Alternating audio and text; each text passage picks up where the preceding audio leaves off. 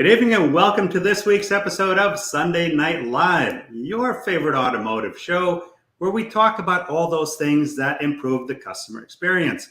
Because if the customers have a great experience at your store, they'll expect a great experience at everybody's store, and we raise the bar. That's right. What people want and expect. So 2022 was an interesting year. A lot of things happened. The numbers certainly were not as high in sales as we had hoped they would be, but they are what they are. And I'm a firm believer in data because the only way to get to where you want to go is to know where you've been, where you are now, and then to formulate a plan to where you want to get to. And I'm honored to have my good friend Paul Machin, Mr. Data himself, join us. And Paul, for those that may not know you, please tell a little bit about you and then we'll jump right into it. Thank you, Paul. Well, Happy New Year to you and to the audience. I can't believe it's the first week of January is already gone. Just like that, right? So hopefully people have a solid plan in place and are able to pivot quickly, because the solid plan doesn't mean you have to stick with it, right? Right. So for those who don't know, veteran of the industry, 15 years on the retail side, small dealership myself, and the other 17 years on the software side, and now here on the data side. And wow, let me tell you, the information is changing every single day, and it's impacted by more than what we see in our own kingdoms, in our dealerships. And I think that's where we have to help people understand is that if they understand all of the information that impacts their local markets, they'll do a much better job in 2023. Russell Hill. Well, good evening, gentlemen. Ready to learn. Welcome, Russell. Hey, you know what? I just realized we didn't bring up you want to do this share? Sure. Yeah. Mm-hmm. I got to tell you to do that before. Let me know when you can see the screen. Let me do it. See it. We'll bring it on right now. So we're going to go through kind of where we've been, what the trends have been, and then we'll get to where we are and where the data is pointing us. Hold on a second. I got to reshare the screen. It changed on me. Want me to remove it and bring it back up, or is that good? Which one do you see? Do you see the big screen? There you go. That looks good. Yep. I'm looking up because I have you on the up screen. Okay. I have 5 screens in my office. People, when my family and friends come over, they look at my office and they say, like, "Man, this is like air traffic control in here." It's lots of information. So please, Paul, as we go through this, don't hesitate to, stop me, ask me some questions for more detail, clarity. That just helps with the conversation and with the audience, helps them understand, especially if they've got questions that they're asking. All right. Yeah. Cool. All right. So, BLACKBOOK, I frequently say that we're more than just a book. We're common sense and data come together. And I believe that's that's the factor we need. That common sense is looking beyond our glass windows. And I remember back when I was in my store, I used to stare out at the traffic driving by my store, like, where's everyone going? I'm here. How come they're not coming here? Because I only looked at what's within my glass walls. And the market today and the data and the information that our consumers has access to is much greater than our glass walls. So how do we do for 2022? So I've not been able to find any definitive answer what we actually finished the year in for pre-owned sales. The closest I was able to come to is an estimate. BLACKBOOK has an estimate. I like to use, I know what we do, but I also like to use what other people say. So December 15th, Cox Automotive, the graph you're looking at right now says seasonally adjusted. You know what? There's 2 screens up. I have the other one up. Let me switch them. This one right here? There you go. Yes, that's it. You got it? Perfect. So the seasonally adjusted rate based on November sales, they were projecting that we should be at 37.2 million for November. right? By the I'm sorry, I stand corrected. 35.5 million. November this year was projected sales rate. That compared to November last year was 37.2. So quite a bit difference, 2 million less on the SAR rate. I personally expect that the used vehicle sales for 2022 will fall somewhere between 37 and 38 million units.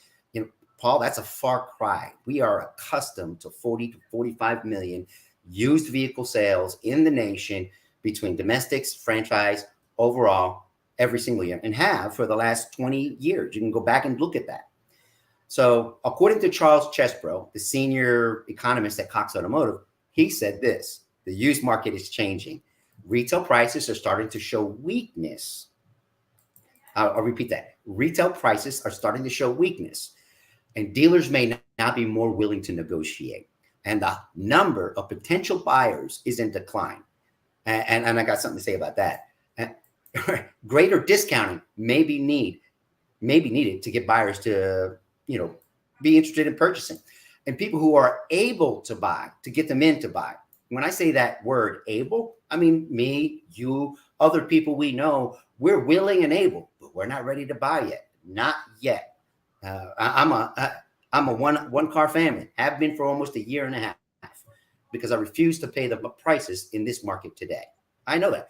I want to buy some property, and I've come across some great deals. But I recognize those deals are still 200 to 300 grand higher than what they should be, even though the rates might be great. They offset each other, right? So I can be patient. I can afford to do that. And I'm not alone. There are millions of consumers just like you and me who are doing the exact same thing. We're taking a seat and just waiting and watching.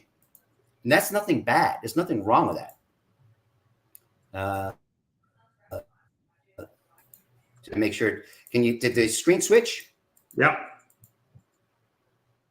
Perfect. So let's contrast. We just talked about the used vehicle sales, right? 37 to 38 million is what I predict the final rate will come in. Hopefully I'm correct in my predictions. This is the new car sales rate. All the data hasn't come through yet, but Mark Lines is an industry portal, and I can put that link in the comments after we're done here. They are predicting that the total new car sales for this year will be 13.9 million, just under 13.9 million. That's what I've been seeing. What's that again? That's what I've been seeing, 13.9 million. It's down about 8% from the previous. So TD Bank, some of their analysts, they're predicting that their SARS rate is going to be closer to 13.3.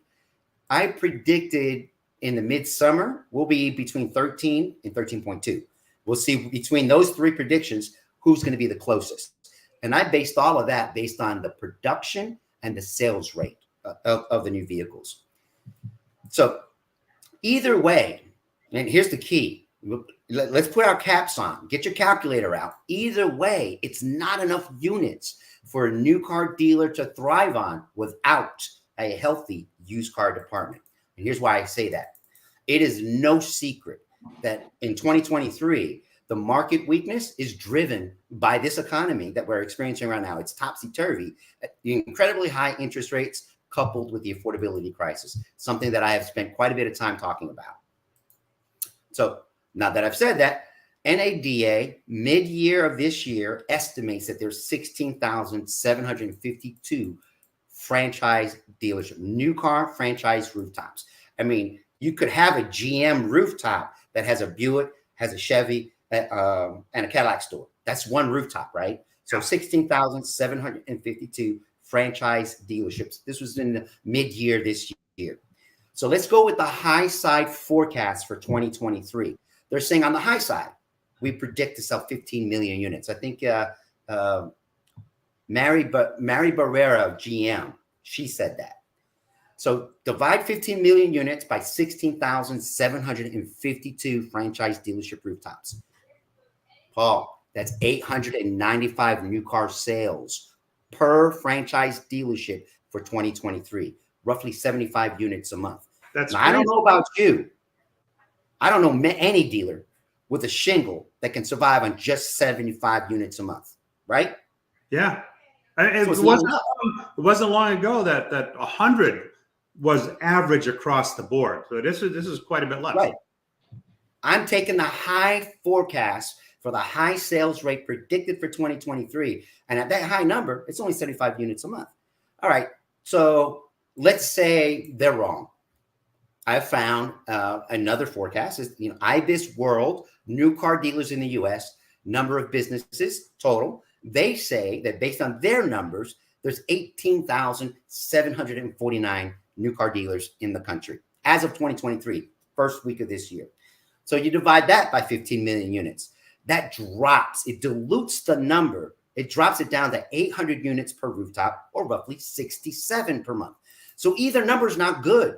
Either number is not good at all. So what needs to happen?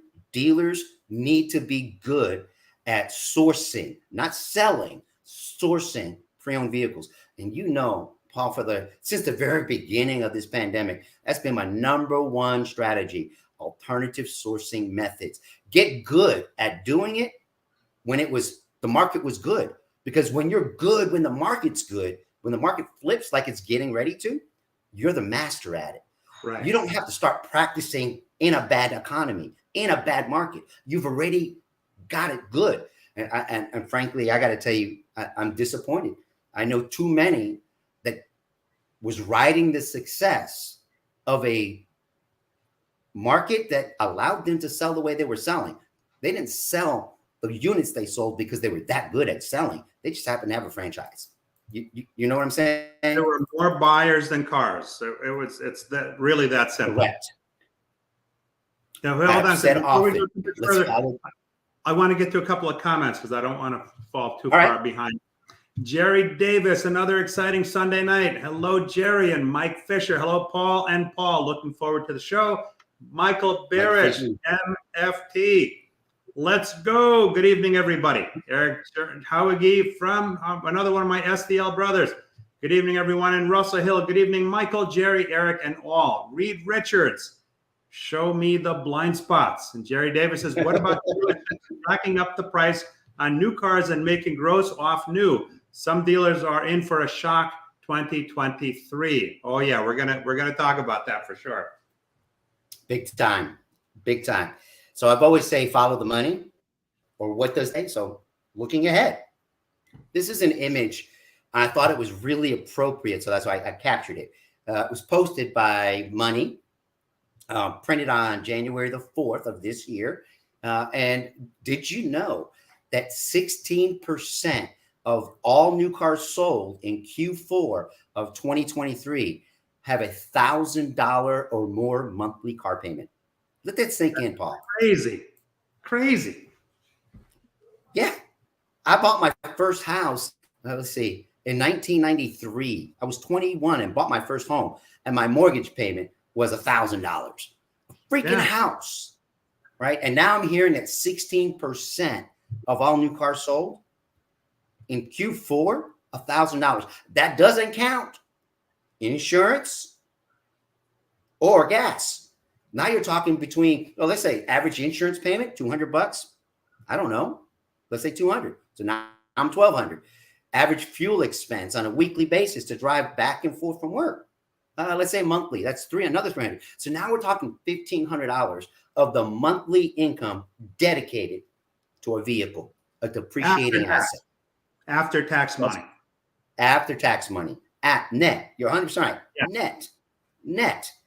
And I happen to know that that's about the same number, percentage-wise, for people who have financed a pre-owned, a late model pre-owned car, paying $7,000 to $9,000 more than the typical market price would be. And here's a comment from banks all around. I mean, JP Morgan Chase is on record as saying this, Wells Fargo CEO saying this, Bank of America saying this. You name a bank, they all express the same concern.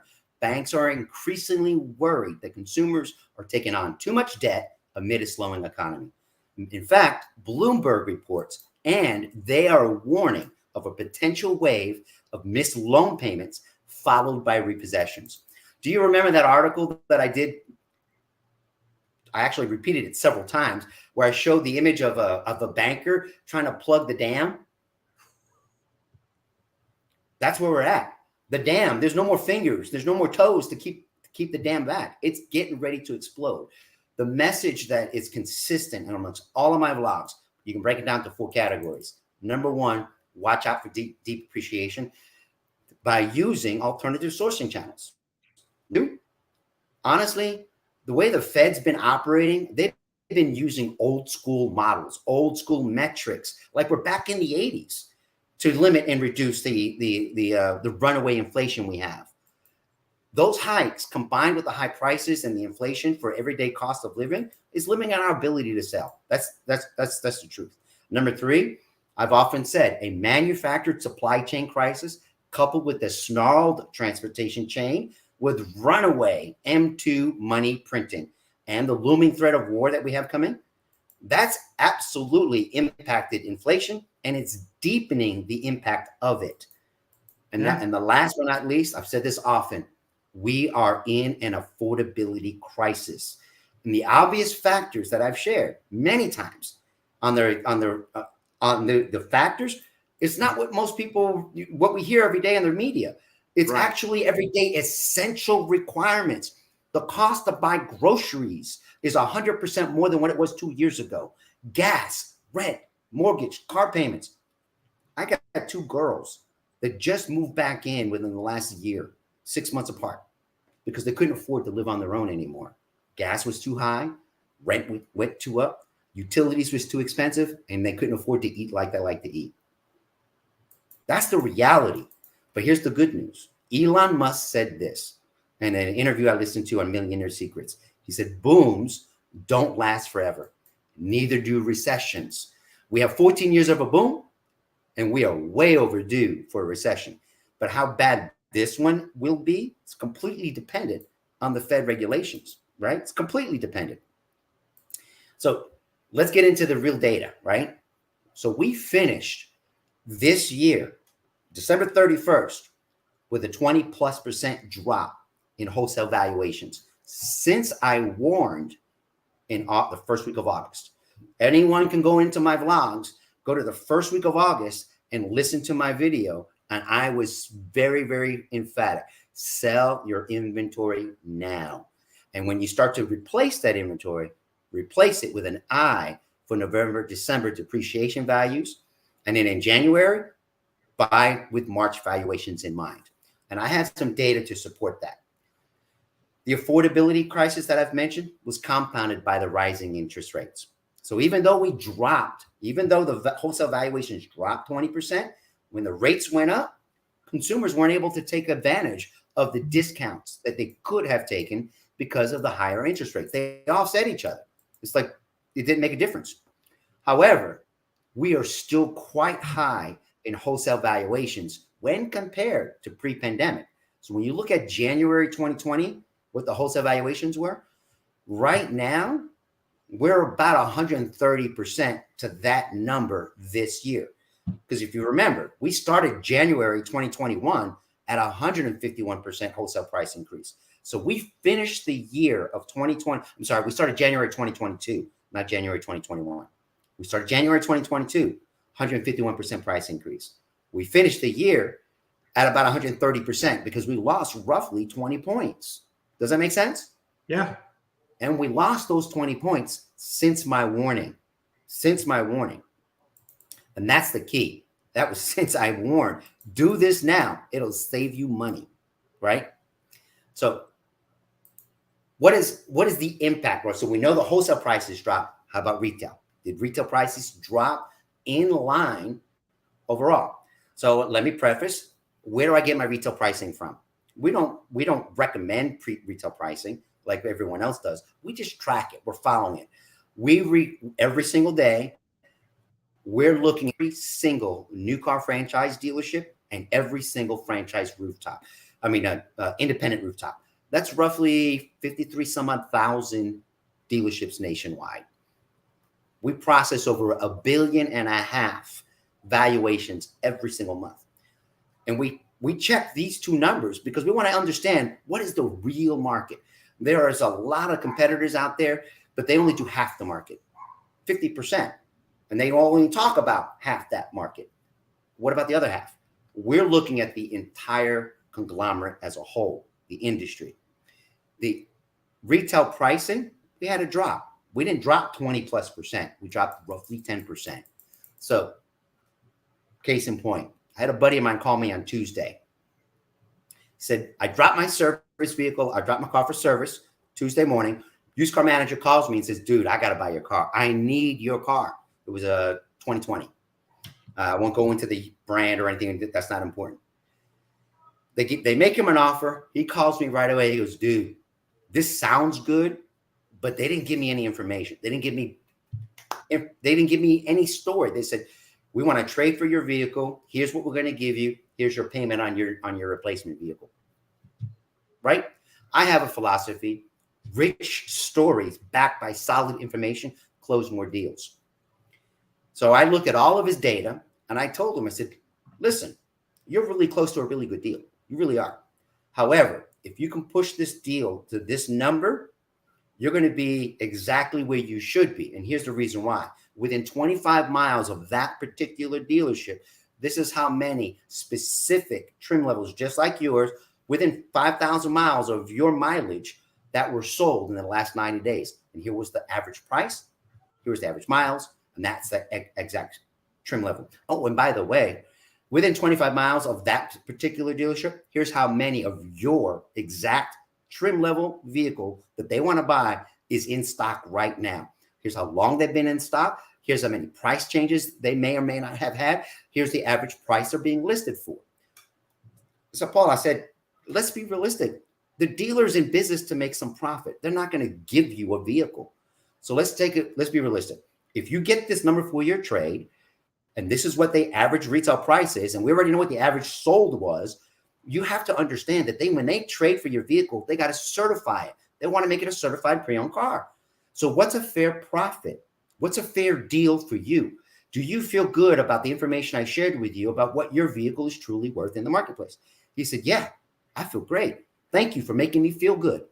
6 hours. It took about 6 hours of back and forth for me to give him this information because I was working. I was busy. I didn't work in the dealership. That deal happened at the end of the year. January 3rd, they could still RDR records and counted for last year. That deal happened not because the dealer provided that rich experience and treated their consumer that they were smart, intelligent, had access to information at their fingertips. It didn't happen because the dealer did it. It happened because my friend knew that I had the data and called me. That deal happened because I was able to help him feel good about it. And that's what we need to change in 2023. If we want to win more deals, we've got to put rich stories and backed with solid data to guarantee it. Now, I already shared with you that we're going to have a struggle this year. We already know that many of the manufacturers like Toyota and Honda already said we're not going to make as many new vehicles in 2023 as we did in 2022 and 2021. So we're going to be short. So we got to sell some used cars. So what does that mean? Let's take a look at the returning used vehicle inventory. So this is a graph that we put out several months back. And this shows new vehicle sales back to 2007, as well as the available opportunity of returning pre-owned cars. And as you can see, in 2023, we are predicting, BLACKBOOK's predicting, we're going to be short 5%. And that's on the heels of having 6% fewer used vehicles returning into the marketplace in 2022. And what I mean, let's talk about the funnel, right? You got to go far on the funnel. How about lease cars? How about rental vehicles being returned? How about repossessions? Well, let's break that down. So what you're looking at right now is the mix of the potential available inventory that we are predicting for 2023. Remember, I said we are predicting 5% fewer pre-owned inventory available for all of our dealerships nationwide. We're saying that 7.8 million of the units are owned by John Q. Public. 3.3 million of the units, the blue, are lease vehicles. Well, I can tell you a personal story here, Paul. My aunt lives in Philly, had a 2020 Telluride, Kia Telluride, with 25,000 miles. Lease was up. She calls me. She goes, they're like hammering me for my car, but I can't afford the payment on the new one. What about trading in and getting a pre-owned? No, they want me to get into a new one. I can't afford it. Right. They're trying to bump her. I said, Aunt Sheena, you need to keep this car. You need to buy this vehicle, because right now, if you buy the vehicle at the guaranteed residual value, you're going to pay $7 to $9 grand less for that vehicle if you were trying to buy it as a pre-owned car, and probably about 20 grand less for it being new. She calls me back 2 days later. She goes, that's exactly what I did. So my prediction, that 3.3 number, that 3.3 million of lease returns for potential of 2023, I think a lot of that. What's that again? It's going to be a lot less than that. Yeah, I think a lot of consumers are going to do what I've encouraged my aunt to do. Buy your vehicle. It's less money than if you try to buy one that's in the market. I would love to give her the advice to try to trade, but if she can't afford the payment, I'm not going to put her into a car she can't afford. Hey, I want to get to a couple of comments here before we go too deep in. Jerry Davis, what about dealerships? Oh, I covered that one already. And I think this LinkedIn user might be Mike Vogel. Says 2023 is going to be about fixed stops, long overdue. And Jerry Davis says we're going to have people upside down. They will have no choice but to fix what they have. 2023 is fixed operations year. We've got a funny story that we're going to share with that happened to Paul here. Reed Richards, best story wins volume is the vanity gross is for sanity. That's why you lease. Russell Hill, it is indeed, Jerry, and for the foreseeable future. And again, LinkedIn user, I think it's Mike Vogel, says if dealerships want to sell more cars every year, they need to focus and fix their service departments. Imagine if service retention went from the current 30% to 50 to 60%. How many cars could they be selling? Not just that, but how many more cars would they have access to? And we'll get into that in just a moment also. Reed Richards says time to step up the hustle, and Mike Weldon, fixed will have to on top of their business in 23. And retail is where the focus needs to be. While customers are still in the new acquisition mode, those that are retaining their pre-owned are keeping them 3 to 4 years longer. Concentrate on retention. That's what we're talking about, right? People buying and keeping their cars. We did on one of ours. Jerry Davis and Mike Vogel for the mic drop. Mike Fisher, the killer is units in operation have dropped hard, will hurt service. So to counter, need to conquest from competitors and push up the dollars per RO. And Sean Pickering, like what we're going to talk about later. Fixed operations. They go hand in hand. When that cliche, service is the new sales, it is. It goes hand. It is the new sales, and it goes hand in hand with sales, because that's how you get more sales customers. Jerry says we need to make sure that every customer matters. We also need to steal our customers back from the independents. Bravo. But I'm going to say good luck with that. Because there's a lot of really, really sharp guys in the aftermarket. I hate to say it, but it's true. And these guys and gals build relationships with your customers. I believe, because I've been there, better than a lot of people have the ability to do in the store. Okay, it's more of a one-on-one. And Jerry says some OEMs are enjoying the customer ordering their vehicles. And Mike Fisher, Mike Vogel, remember Toyota Santa Margarita. We had 70% owner retention in service. It can be done. Well, you know something? I think we have another crack at that retention number with EVs, because people aren't going to want to just take that anywhere to get the car service. They're going to want to come back to the dealer, because the dealer is the established expert in that. Right. Yeah. So sorry, I didn't mean to cut you off, but yeah, those numbers are great, because with less cars coming back off lease, the acquisition plan that they have to have is just that much more dire, right? They can't make it on the new cars because there's not enough. And we're going to I'm going to share that in my next conversation with you, because as you know, I've been a strong believer in alternative sourcing channels since the beginning, that we have to get good at sourcing directly from John Q. Public and being nimble to be able to do so. So the challenge that I'm talking about, the lease returns, that 3.3 million number, I'm not the only one saying it. I found an article by thestreet.com that said that the used vehicle market will not recover until 2025. And one of the things they mentioned is that there's roughly 2 million fewer previously leased vehicles that will hit the used vehicle market in 2022 and 2023 based on previous years. Right. And what they further say that the reason why there'll be even fewer 2023 lease returns is because people will buy their cars, they'll keep them, which is the right way to do it. And if you look at this graph, we're predicting out through 2025.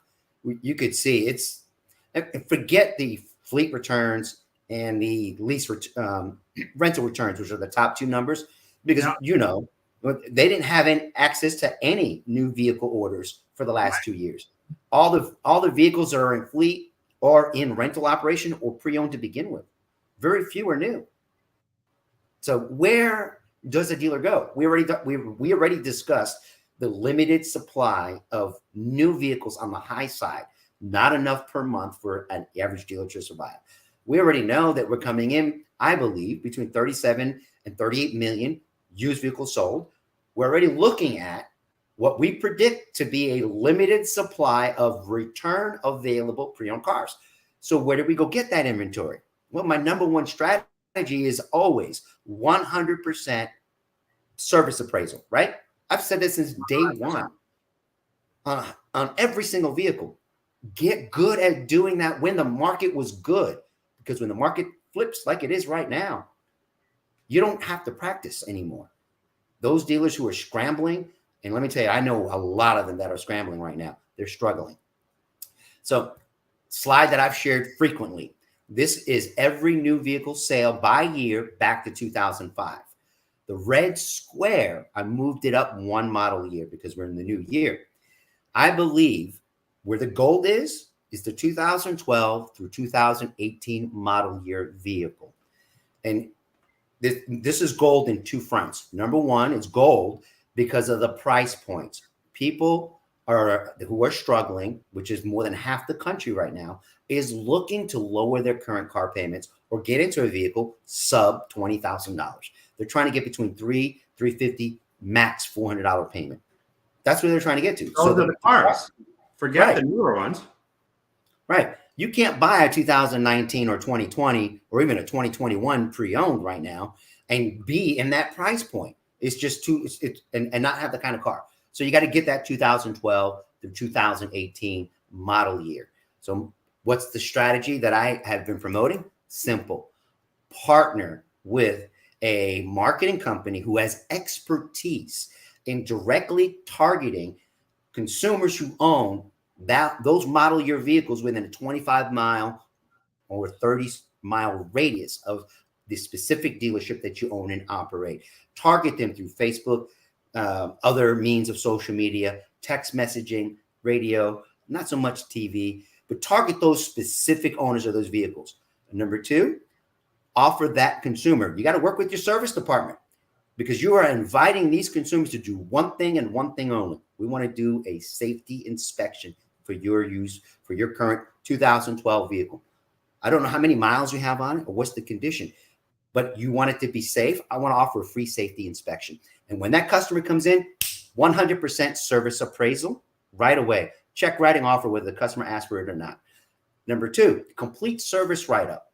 Service write-up that a third of the customers will go ahead and repair their vehicle. Another third who don't have the money will need a buy now, pay later service. I've got several partners I could refer people to.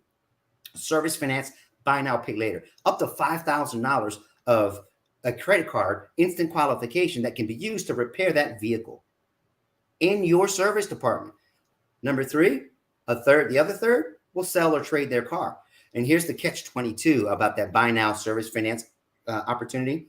If the customer is approved, you can figure out a way to use that credit card with the service repair as a part of the equity to trade. You follow where I'm going with that, Paul? Yeah, you have to be creative in putting the deal together. Right. And you have And the you'll power to win. do that. And you have the resources to do that. One of my buddies called me up running his dealership. He's like, I don't know if I got the service width or the bandwidth in my service line. I said, you need to figure it out. You need to figure it out because you're number one, fixed ops is where you will need to focus to survive for the next couple of years. 100%. It's going to get tough. It will, it's going to get tough. But these are consumers. These 2012 through 2018 owners are not visiting your store today. They're not even shopping for cars. Most of these vehicles are in people's driveways. Remember how I said we got to get good at sourcing alternative channels. Those dealer groups that I know that are good at this, they're doing this really well, and they don't have problems with sourcing inventory. I'm going to take it one step. I'm going to take it one step beyond that, right? Yes, 100% appraisal, every car that comes into your drive. No questions asked. We collectively are afraid sometimes to have our employees buy cars, all right? Because we're afraid to put numbers on cars sight unseen, right? Or we're afraid to put ballparks in, not crazy ballparks. You know, you talked about a $9,000 spread ballpark, which is crazy. Right. Nobody's going to buy into that. But let me tell you something. Back in the day, I was buying cars from customers, a conversation on the phone and a Galv's book in hand. Remember the Galv's books, right? Yep. Green one, blue one, the red one, right? Gal's book in hand, coming within $500. This is back in the day, coming within $500 of an actual cash value on a car once we looked at it, simply by asking the right questions. Now, if we can't go to the auction to get cars, what percentage of cars go through the lane that are no sale? 46% right now. Our sell rate is 46%. Half the cars that go through the auction don't sell because dealers own them for yesterday's money. That's right. Which is this high, and they don't want to take the hit today. Rather than take it on the chin today, write it off, and then go on, tomorrow, they don't want to take it on the chin. So if you can't get cars from the auction, and there's not a lot of cars coming off a lease, you have at a dealership 100 people that work there, right? You pay these people, right? That's 100 people that have 100 tribes. To make any kind of sale, the first thing you have to establish is the trust. You have to overcome the trust factor. So if I have 100 people that work for me that I pay, I support their families, that have 100 tribes of people that trust them, friends, family members, people they work with, people they go to church with, people they go to school with. If I have 100 people that I deputize, okay, we have the technology today. We have tools. I did it with Galv's books over the phone within $500. You have 100 people that you can teach how to input the data, the appraisal into the app. That's right. Pictures for damage. You have 100 people that could be scouting for you at parties, at events, at barbecues. All these people, they like to talk about cars. People talk about cars and real estate, right, Paul? That's right. They certainly do. All these people could be loading your appraisal or your purchase program with potential trades from people that trust them. And if they trust them and they're recommending them to you as the dealer, that's a huge, huge missed opportunity in my book. I don't see too many stores doing that. And I agree with you 100%. That's my strategy number 3, training everyone in your store, front to back, top to bottom, to use the technology that a dealer already has in place. The challenge is the data that they're using is advertising data. It's data that's used to, it ranges the customer. It's not accurate because it's not anywhere close to being a check writing number. And when you compare, I know dealers like, I still got to put my eyeball on the car. Well, CarMax in Q3 of this year, they purchased 238,000 vehicles from consumers and dealerships. Still 40% low what they purchased in Q3 of last year, but that was an executive decision. The reason why they purchased 40% fewer vehicles wasn't because of the market. It's because they made an executive decision in August, like I suggested everyone else do. It was deliberate because they saw the rapid deceleration. I'm sorry, not deceleration, a rapid depreciation happening. And so they made a decision, put the number on the car. We can either buy it or we don't. So they bought 40% fewer vehicles that way. And they were smart about doing something that I suggested back in August. When we talk about empowering your people to put the number on the vehicle, you got to make sure you're using the right technology in the store. That when your people use technology that you've invested in as a dealer, you know that number is going to be a good number within $200 to $400 or $500 of what you would actually pay for the car, and trust that they'll do the right thing. When you incent them for that, they will do it. I've seen it. It happens all the time. So does this make sense? Any of this make sense?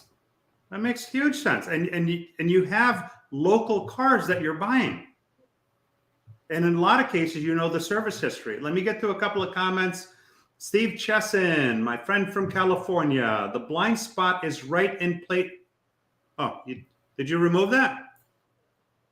Oh yeah, we're finished. That was it. Oh, okay. Let's have a conversation. The blind spot is right in plain sight, he says. Customers for life includes the trades, 2 sales, money from each, 1 dealer, so-called ownership experience isn't getting the additional 2 sales every year, or which should multiply exponentially. 100%. Cliff Murphy says, glad I moved to fixed ops, LOL. Well, you know what? Fixed ops is guaranteed. However, it's also quite stressful because as some of this COVID sales bravado diminishes and less money starts coming in, the pressure then gets put on sales in another way. The dealers are looking to trim fat from the budget, but they're looking for fat in all the wrong places. Fixed ops isn't where they're going to trim fat from, but they're looking for the fixed ops department to make up for a lot of this revenue that's not coming in. So, Cliff, I'm glad you moved to fixed ops also. I love fixed ops. It's where I got my start, and my heart's been there and still is. But that job, as most, is getting a lot harder also. Mike Fisher, I think it's Mike Vogel, says, Mike Fisher, yep, that's because Greg Penske, the Penske organization, gets it. Then you bring in the right leaders like us, and it happens. 100%. Steve Chesson says, people buying and keeping their cars longer, not the kind of retention that I'm going after. Exactly. The retention you want is to come back to buy everything from you. And Jerry Davis says, every dealer has 20 to 30 used cars running through the service department every day. 100%. Mike Vogel, totally agree. I fell down that number.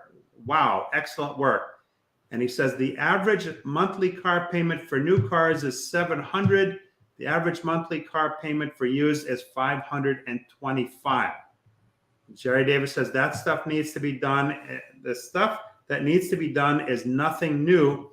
It's just that it has not been done recently. The stuff we talk about for years, right? It's like Groundhog's Day. It comes back all over again. That's right. You had a situation, you don't have to buy a car. You'd like to buy a car, but you, like so many, have decided, you know what? I'm not spending stupid money. I will not be held hostage for a car deal. Not going to happen. So tell us about a recent experience that you had in looking at cars. So true story. We are a 1-car family. I sold my BMW at the height of resale values, right? I made $9,000. after driving it for 2 years and putting 30,000 miles on, I made $9,000 more than what I paid for it. So I had to sell it. But I also knew I couldn't get into another car. I was not going to pay the money in the market that then. I was like, great for my business partners and all my dealers for doing it, but I'm not going to do it. I can wait. I can afford to wait. I can relax. And it was good. So yesterday I had to put the car in reverse, backed out of the driveway, went to put it in drive, and the engine revs, the transmission wasn't catching. It just wasn't getting in gear. Panicked. I was like, oh my God, what am I going to do?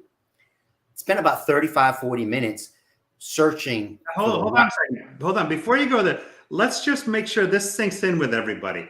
You got in your car, you started it, you put it in reverse, nothing. No car's not moving. You put it rolled down the hill. It rolled down my driveway. I thought I was backing out. Nothing. Nothing. No engagement, no motor to wheel engagement. The transmission, as far as you knew, was probably toast. Right. So I'm sitting there. I'm like, okay, I understand a little bit about TCUs and how they operate. It's about 30, 45 minutes Googling and YouTubing. Finally got the right combination of the right search query together to find the right video. And I reprogrammed my transmission control unit. And the thing runs better today than it has in the last 5 years, right? I can only imagine what that repair bill would have been if I didn't take that effort to learn from myself. So even after all of that, I told my wife, I said, maybe we do need to get you a replacement car and I'll keep the car. I use that like a truck, like my old truck, right? So I went out and did some research on all the vehicles that she liked. And I emailed every single store that happened to have the closest model like I built on the factory site. The way tier 1 sites work now, it's like doing your own dealer trade. You can build your vehicle exactly the way you like it, and it tells you the closest dealer who has the closest combination of features and options and color like you want.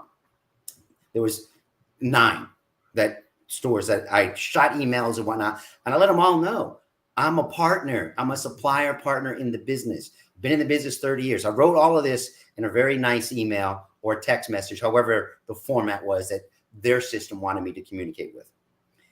And all 9 replied with how can I help you? Automated. Well, it wasn't automated. It was the first response was automated. Can we text you or can we email you? Yes, I gave that permission when I sent you an email. Hello. And when I sent you a text, that was implied consent, right? You don't have to ask me again. Right. So when they said, how can I help? How can I help you? I was like, okay, did you read my message that I sent? No. Well, go back and read the message and the VDP link that was connected to my message and then ask me what I need next. I wasn't being a jerk. I was being factual. I'm a consumer. I know what I want. Right. I have too much information at my fingertips to mess around. It's 2023. So long story short, no one was able to answer all of my questions that I put out there. I knew what my lease payments would be, how much money I had to put down, what the money rate factors would be. I knew the potential discounts. Until I was able to speak to a GM or someone to explain what I do in the industry. But forget that. Forget that what I do in the industry. I shouldn't. But I believe more than 30% of everyone I know does all the same research that I do. Without me having to ask them, they do it. So it was kind of a frustrating experience especially because some of these groups are like, I've been consulting you guys to do this.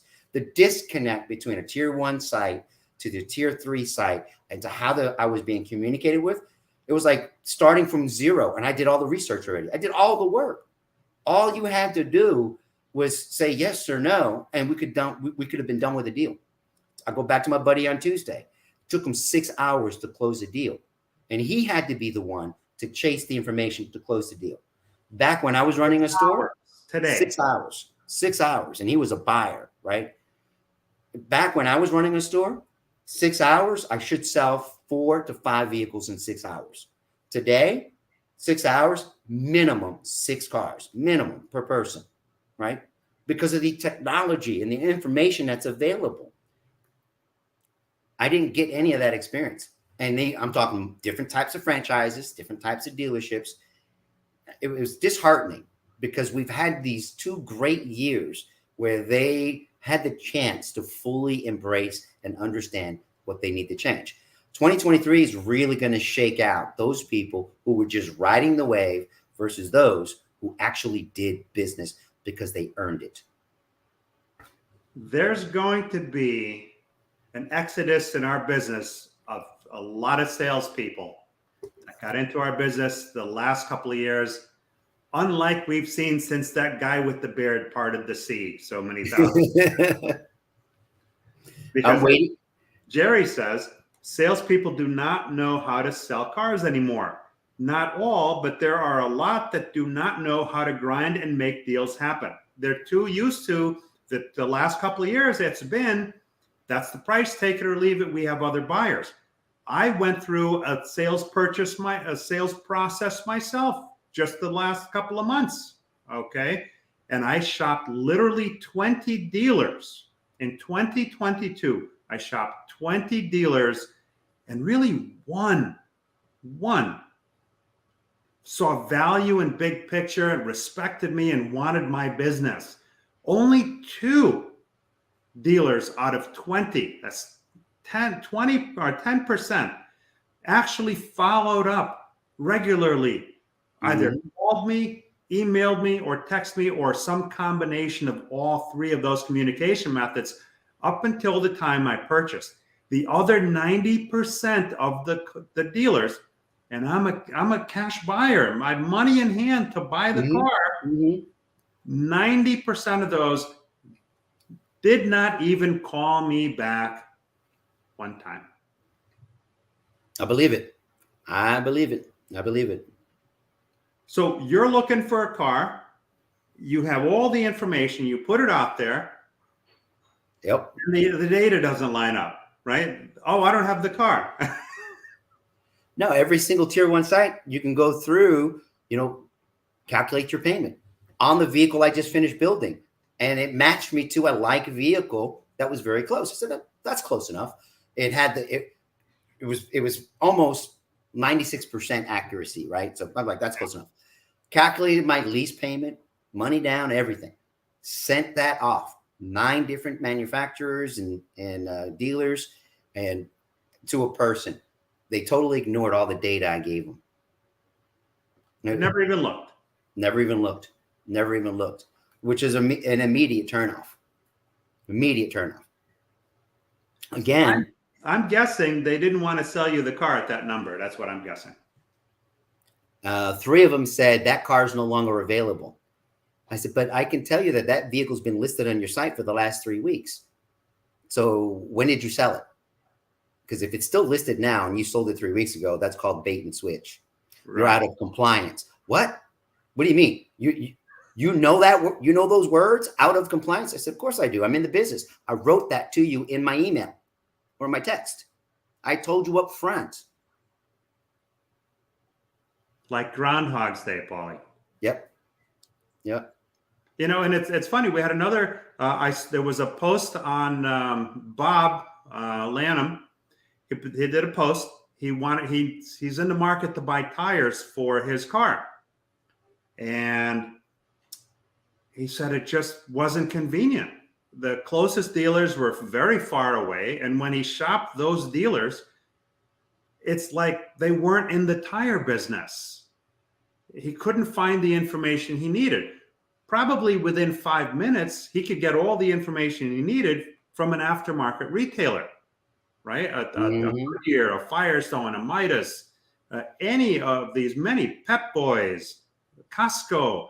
There's so much competition that's chasing the business. When 7 in 10 customers don't think we're in the repair business anymore, it's ultra important. So in his case, here's how I look at it. And this was my comment in the post.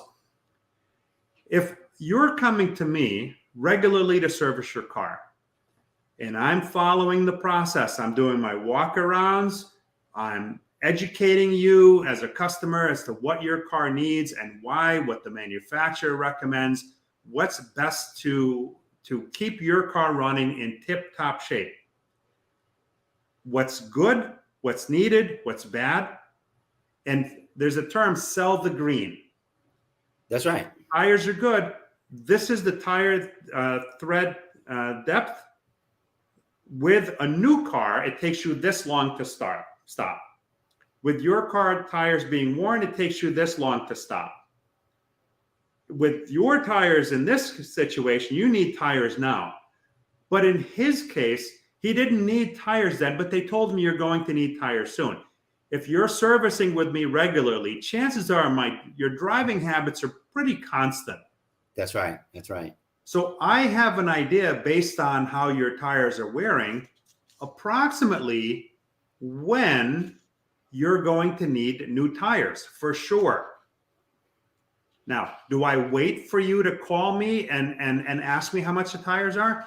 Or do I have a system in place, because we have the technology, where I can now proactively reach out to you? I know the last time you were in, I estimated you had about, 4 months left on your tires. So with the technology available today, and I have access to this technology. That's right. I can message you, I can call you, I can text you, and I can email you. You see, and not one or the other. I can do all three to communicate to you. Hey, Paul, the last time you were in, based on what the measurements are, you're going to be due for tires. I'd like to set that appointment now.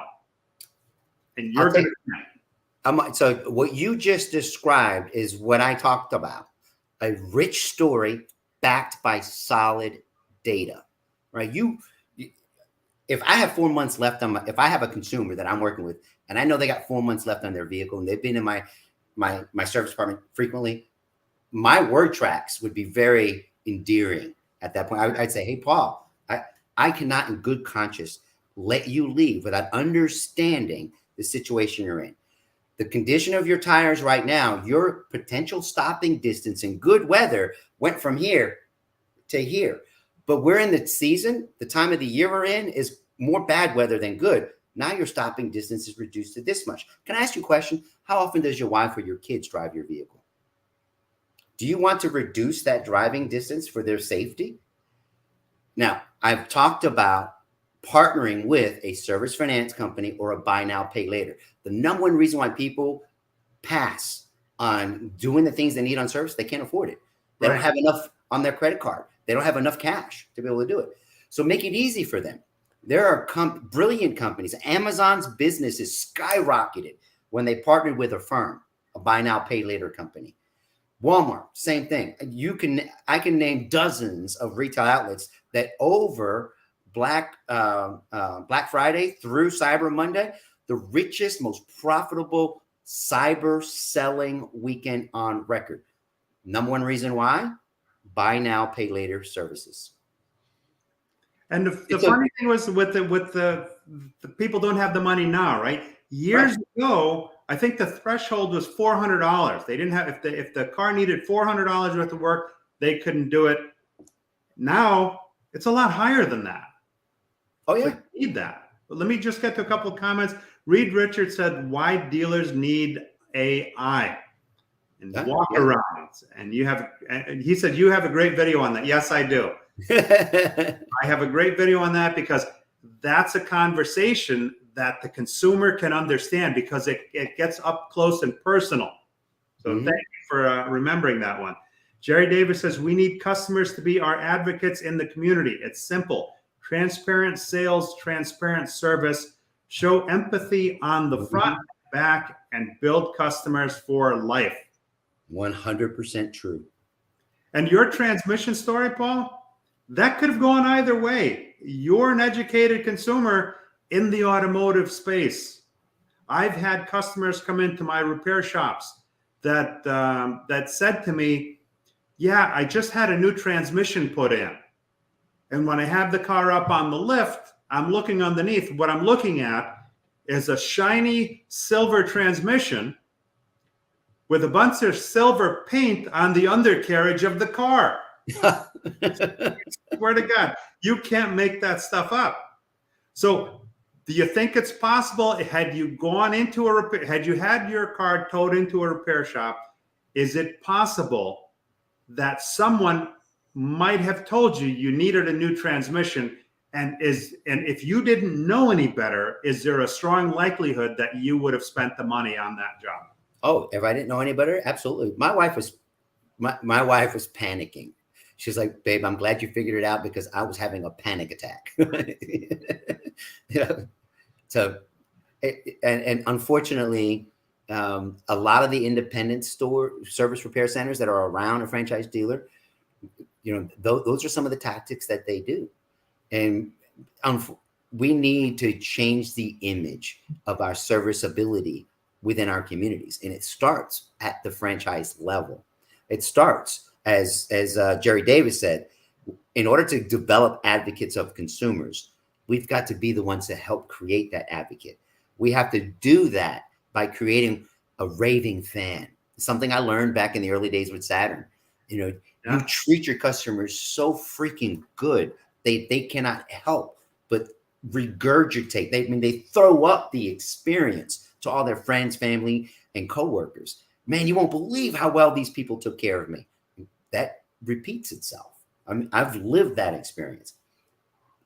That's what we need to do. And listen, the dealership is the best place on the planet to really be able to offer that. We just need to cultivate that within our stores. We have the facilities.